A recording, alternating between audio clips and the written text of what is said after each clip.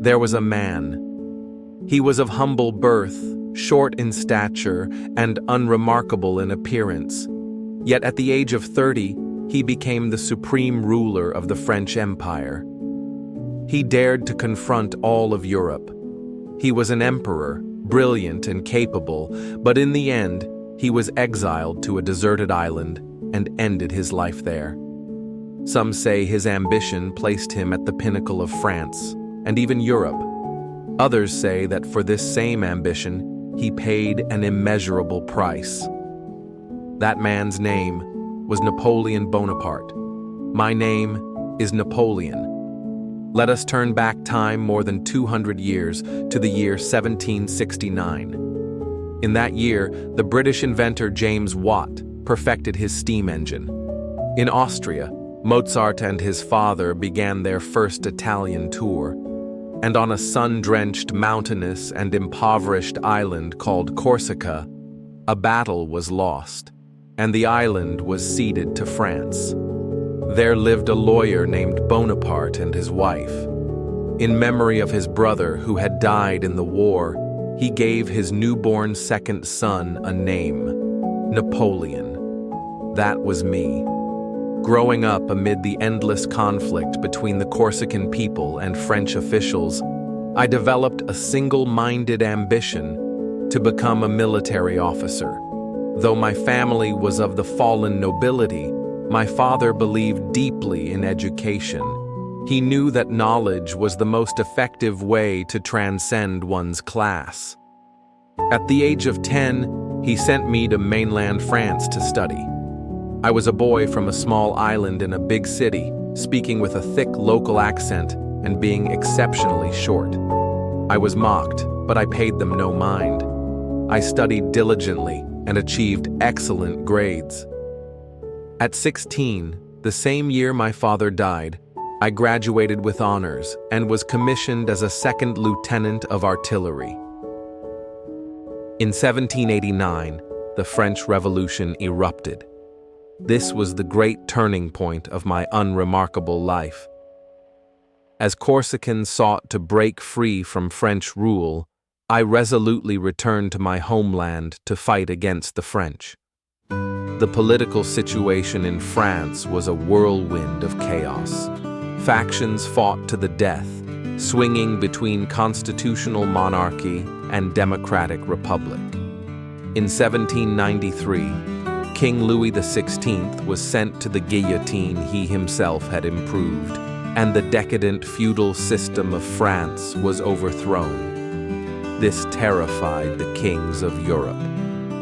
Fearing the spread of French ideas of liberty and equality, they formed the first coalition, Austria, Prussia, Britain, Holland, Spain, to crush the revolution. And where was I in all this? I was in the great army defending the homeland. From a young age, I possessed a gift for military strategy. I was the progenitor of the Blitzkrieg, a master of mobile warfare. I revolutionized tactics by concentrating artillery fire, maximizing the swift mobility of cavalry, and creating tactical divisions where infantry, artillery, and cavalry worked in seamless coordination. In 6 major campaigns and over 70 smaller battles, I crushed the Austrian army and turned the tide for France on the battlefield, achieving fame in a single stroke. By the age of 25, I was the commander-in-chief of the French army.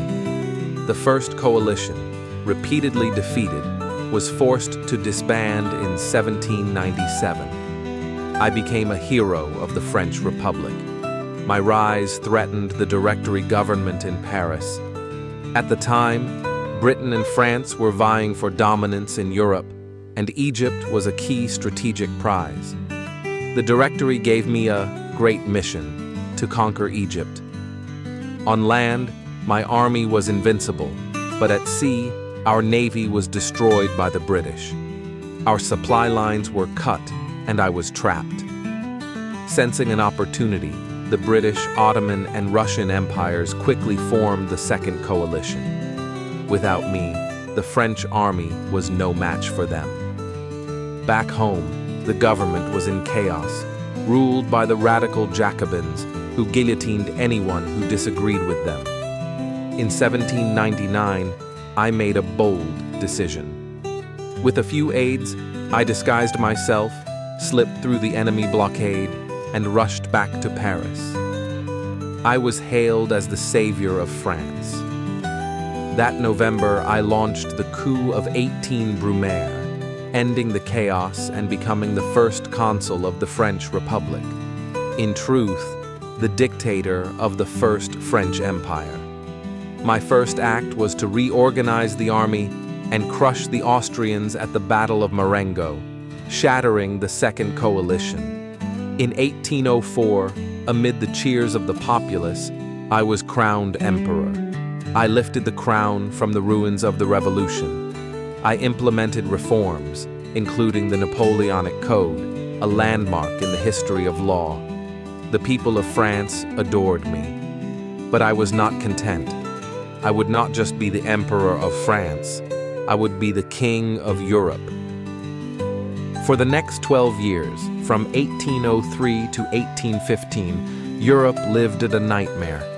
To realize my ambition of a unified continent, I waged relentless wars of expansion, plunging Europe into unprecedented terror.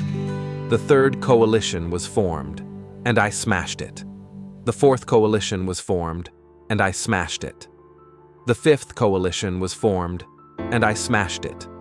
Prussia, Austria, the Holy Roman Empire, Switzerland, Spain, all fell before me. Only two obstacles remained on my path to total domination: Britain and Russia. My navy was no match for Britain's, so I decided to strike at Russia first. In 1812, I marched into Russia with an army of 650,000 men. But the Russians did not offer pitched battle. They retreated, leaving empty cities, and to deny us supplies, they burned their own capital, Moscow, to the ground. Without provisions, my army lost its combat effectiveness and was forced to retreat. And then, the Russian army launched a surprise counterattack, catching us completely off guard. My grand army was decimated. The other nations of Europe saw their chance. The Sixth Coalition rose up. After years of war, France's strength was depleted. In the end, I faced an army of 800,000 with only 30,000 ragged soldiers. The situation was hopeless. In 1814, the coalition captured Paris, and I was exiled to the Mediterranean island of Elba. But do you think I would accept defeat? Never. In 1815, while my guard was away, I escaped. Under the cover of night, I set sail with 1,000 loyal soldiers and returned to Paris. The new king fled in terror. Effortlessly, I stood once more at the pinnacle of power. But my return lasted only 101 days. The Seventh Coalition formed to stop me. In June 1815, our armies met for a final showdown at a small Belgian town called Waterloo. By then, my strength, my will, and my health were all failing. I made critical errors, underestimating the British forces. My 70,000 soldiers were defeated by a combined force of 120,000. The coalition broke our lines, and my army scattered.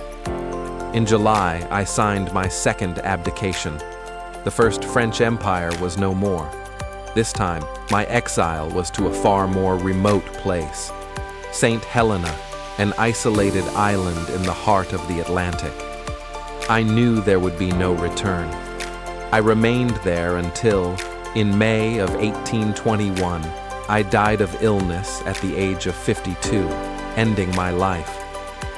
His name was Napoleon Bonaparte, and to this day, he remains the pride of France. The writer Victor Hugo once said of him, "He remains solemn in his poetry, brilliant in his flaws, and possessed of great talent even in his sins." He was an undeniably complex person, a guardian and an aggressor.